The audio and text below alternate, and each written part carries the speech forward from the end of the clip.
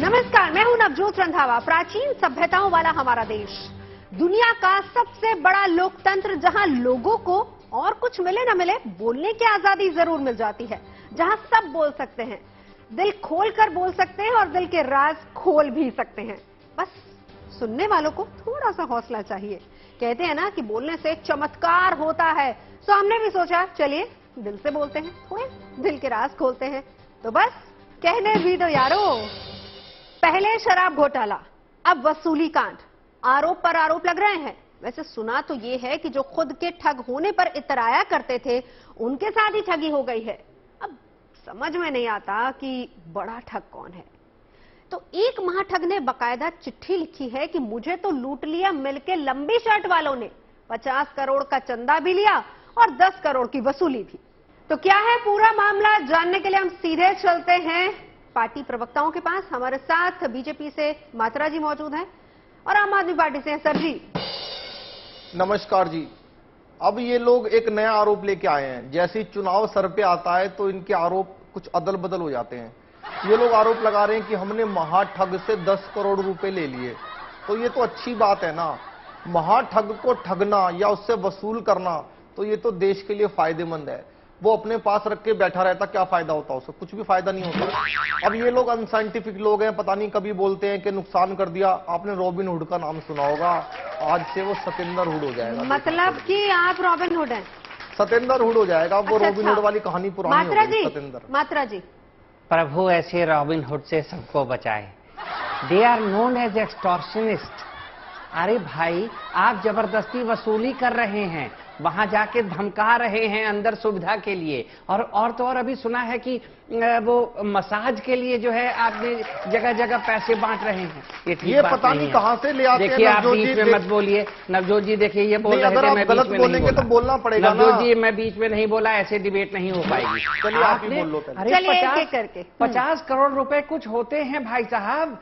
और नहीं तो अभी जब ईडी पहुंचती है जांच करने, जब सीबीआई पहुंचती है जांच करने, अरे मोदी जी ने बर्बाद कर दिया, मोदी जी ने बर्बाद कर दिया। जी अब मुझे समझ में नहीं आता ये लोग मसाज वसाज की बात कहां से आ गई आपको बात? ये मैं संबित पात्रा पूरे देश को बताए कहां से आई ये वाली बात। अरे भाई साहब, आपने तो 10 करोड़ रुपए वहां पे दिए थे ना, कि वहां पे, अरे आपके वहां पे ऑपरेशन हुआ है अभी कुछ दिन में, फोटो बाहर आ जाएगी, देखिएगा आपके वो जो जैन साहब हैं कहां मसाज करवा रहे हैं। आप डॉक्टर वाला ऑपरेशन की बात कर रहे हैं या दूसरा ऑपरेशन की बात कर रहे हैं? नहीं, ये I am a doctor by profession. Navjot ji मैंने पहले भी आपसे कहा है, हम कई तरह के ऑपरेशन कर सकते हैं। ये ऑपरेशन राजनीतिक ऑपरेशन होगा और इसमें से जो निकलेगा इसकी आवाज गुजरात तक सुनाई देगी। ये तो आपने गलत कह दिया। आप भी डॉक्टर है, सत्येंद्र जैन भी तो डॉक्टर है, वो कौन सा साइंटिस्ट है? अरे वो मतलब कि पूरा मामला आगे अटक गया है मात्रा वर्सेस जैन में। समझ में नहीं आता कहां से ले आते हैं। 10 करोड़ रुपए ले लिए। ये तो साबित हो गया कि हमारा कोई मंत्री अगर जेल में गया है, अरे ठग ने लिखित हाई कोर्ट में दिया है भाई साहब। देश का पैसा जिन लोगों ने लूटा है हमारे मंत्री, अब इनको फांसी शुरू हो गई। ये लोग मेरा मजाक उड़ाते हैं, मजाक उड़ाते हैं मेरा। वो तो ठीक हो गई ना। देखिए मात्रा जी, मजाक नहीं चलेगा। जैसे ही सर जी बैठे हैं, देखिए इनके पास जैसे ही पैसे की घुट्टी अंदर जाती है, इनकी सारी बीमारियां दूर हो जाती हैं और ये बीमारी दूर हो रही है। और देखिए अब जब पकड़ गए तो चिल्लाने लगे, हाय हाय हाय बर्बाद हो गया, बर्बाद हो गया। पकड़ लिया? कहां पकड़ लिया? कौन से गरीब आदमी का पैसा ले लिया? अगर एक ठग से पैसा निकाल के अगर इस देश के विकास में लगाया जाएगा तो इन लोगों को प्रॉब्लम होती है। भाई कुल मिलाकर सीधी सी बात यह है सर जी, आप भी देश का विकास चाह रहे हैं और मात्रा जी भी विकास चाह रहे हैं, लेकिन एक और नेता है जो विकास की बात कह रही हैं और कह रही हैं कि अगले 5 साल हमें भी मौका दीजिए, क्योंकि विकास हम भी करना चाहते हैं। विकास के साथ प्रगति। प्रियंका गांधी ने कहा है कि हर 5 साल बाद सरकार बदलने से नेताओं का दिमाग ठीक रहता है। अब दीदी का ये फॉर्मूला कांग्रेस के लिए सेफ है, क्योंकि सीधी सी बात है, खोने के लिए कुछ नहीं और पाने के लिए कुछ ज्यादा ही है। वैसे अगले साल तो राजस्थान में भी चुनाव हो रहे हैं और अगर दीदी का ये वाला फॉर्मूला वहां पर फिट होता है तो गहलोत जी क्या होगा फिर? देखिए वही सीधी सी बात है। अब जो बीच में जगह पे हमारी सरकार रहेगी और उन बीच जगहों पे हमें अपनी सरकार को बचा के चलना है। 5 साल में चुनाव होने चाहिए। और ये जो नए नए लड़के हैं जो इंडिसिप्लिन कर रहे हैं पार्टी में, ये इंडिसिप्लिन बंद होनी चाहिए। अध्यक्ष कोई भी हो जाए, एक हमारा वो 53 साल का बच्चा है राहुल, वो दौड़ रहा है, चल रहा है, 25 किलोमीटर रोज चलता है। किस लिए चल रहा है? भाजपा को निशाना बूथ देने के लिए। पर आप तो उन्हीं के साथ बैठे हुए थे मंच पर, यही तो आरोप पायलट जी लगा रहे हैं आप पर।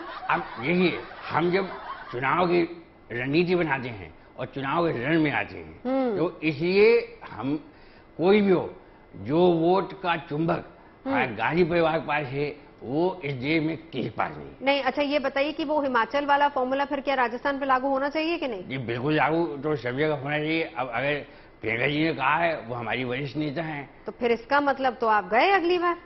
कैसे गए? अभी जब तक हमारी सांस रहेगी हमारी सीट रहेगी। ओहो, ये आप देखते जाइएगा। लीजिए गहलोत जी, आप सांस लेने की बात कर रहे हो और यहाँ पर दिल्ली का दम घुट रहा है। पंजाब के कृषि मंत्री कुलदीप सिंह धालीवाल जी का कहना है कि पंजाब का धुआं दिल्ली कैसे पहुंच सकता है। वैसे बात भी सही है, धुएं को गूगल मैप देखना आता है नवाज जी? देखो भाई, धुआं आता है और पंजाब से और निकल जाता है पाकिस्तान। भाई पंजाब और दिल्ली के बीच हरियाणा भी तो आता है। अब धुआं कैसे सीधे पंजाब से बिना हरियाणा से गुजरे दिल्ली पहुंच जाएगा? खट्टर साहब हमारे साथ हैं। खट्टर साहब समझाएंगे ये गणित क्या है? देखो, जब हरियाणा पंजाब से धुआं जब आता है तो हमारे लठैत होते हैं पहलवान, वे बॉर्डर पर खड़े होते हैं और धुएं को मारते हैं। और धुआं डर के मारे अब कहीं भी जाए, हमने कोई ठेका तो ले नहीं रखा। नहीं, पर बाय रोड आता है क्या? नहीं, हरियाणा में बाई रोड ही आता है, उड़ता तो पंजाब में है। आप क्या कहना चाह रहे हैं? पंजाब में धुआं उड़ता है, दिल्ली वाले फिर उसको ले लेते हैं उसे अपने पास। और बीच में हरियाणा क्या करता है? हरियाणा तो देखिए, हम तो सादा सादा खाते हैं, बढ़िया पहनते हैं। हमारे बेटे जो है वो पहलवानी करते हैं, वे तो धुआं को मार पीट के भगा देते हैं यहाँ से। उत्तर भारत वाले धुएं से निकलकर हम आपको दक्षिण भारत लिए चलते हैं। तेलंगाना के मंत्री केटीआर यानी कि केटी रामाराव ने कहा कि राहुल गांधी अगर पीएम बनना चाहते हैं तो पहले अपने इलाके के एमपी बन के दिखाएं। अब केटीआर को कौन समझाए, इसीलिए तो भाई यात्रा पर निकले हैं। जहां से मौका मिलेगा वहां से एमपी बन जाएंगे। कश्मीर से कन्याकुमारी तक बहुत सारे ऑप्शन है। क्यों राहुल जी? देखिए भैया, ये जो केटीआर जी कहते हैं उसमें लॉजिक है। लॉजिक केटीआर, इसका मीनिंग क्या है या तो कोई नहीं बताएगा, मैं बताता हूं। केटीआर कतई तहलका राहुल तहलका करेगा भैया। डेली 25 किलोमीटर चलता हूं, इतनी लंबा कोई नहीं चला है। कितना होता है 25 किलोमीटर? कितना होता है? 12.5 into 2, 25 किलोमीटर चलता हूं भैया। अगर मुझे 26 भी चलना होगा, हाँ। मैं देश के लिए चलूंगा और मुझे कोई रोक नहीं सकता है। खत्म भैया, टाटा बाय भैया, गए।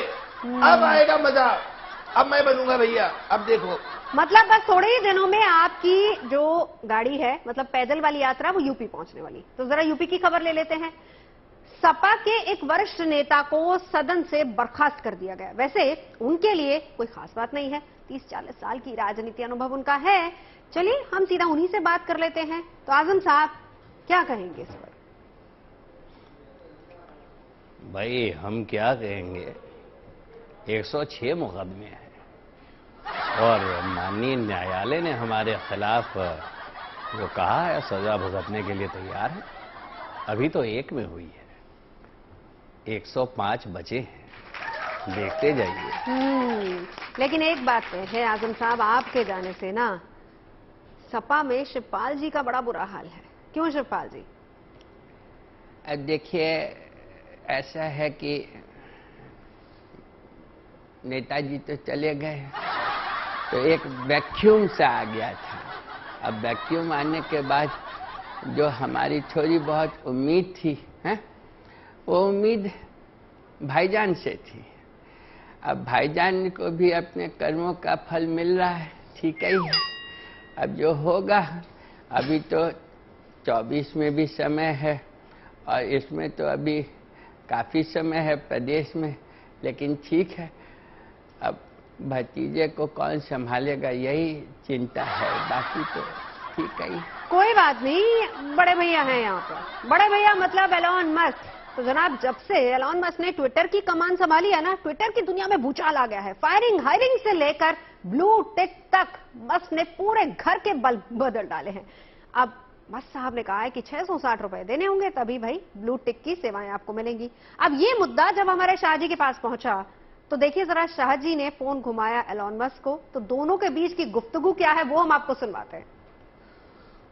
देखिए अलोन मस्क जी, आप ये जो भी कर रहे हैं बहुत ही अनैतिक कर रहे हैं। ये जो आपकी नीली चिड़िया है, मैं 150 करोड़ लोगों की तरफ से आपको बता देना चाहता हूँ कि हमने यूपी में नीले हाथी को देखा है, आपकी नीली चिड़िया को भी हम देख लेंगे। एक दिन भारत सोने की चिड़िया होता था, वो एक नीली पीली चिड़िया से डरने वाला नहीं है। आपको ये टिक का पैसा या फिजूल में क्यों इतना पैसा लेते हैं? Well, you know, Mr. Shah, we need to pay the bills. We need to pay the salaries of all the people. And if I'm charging for my service, because you Indians are all the way interested only in freebies, that nothing comes free, my dear friend. You are not letting my car also enter your country because of these free things. You need to pay the bill, and it's hardly 660 rupees. देखिए आप ये जो टिक का पैसा ले रहे हैं, पूरी दुनिया ने देखा है भाई। जब ये आया है उधर से कोरोना, तो हमने आपको टीका दिया है फ्री में। Okay. बहुत से राष्ट्राध्यक्षों ने भी टीका लगवाया शादी है। वो टिक और टीके में फर्क है। बहुत फर्क है। देखिए ये नीला टिक देते हैं, और हमारी सरकार ने यह तय किया है, अगर ये लोग अपने उसमें कार्यकलापों में बदलाव नहीं लाते हैं, हम इस टिक को भगवा कर देंगे। Okay, so in the coming future, we need to have payment from you. Nothing comes freebies, because you people have got a habit of getting everything free. Everything free. ठीक है भाई, हम इसको भगवा करते हैं, और हम भगवा हटाने में फिर आपसे $1000 लेते हैं। बताइए आप भी।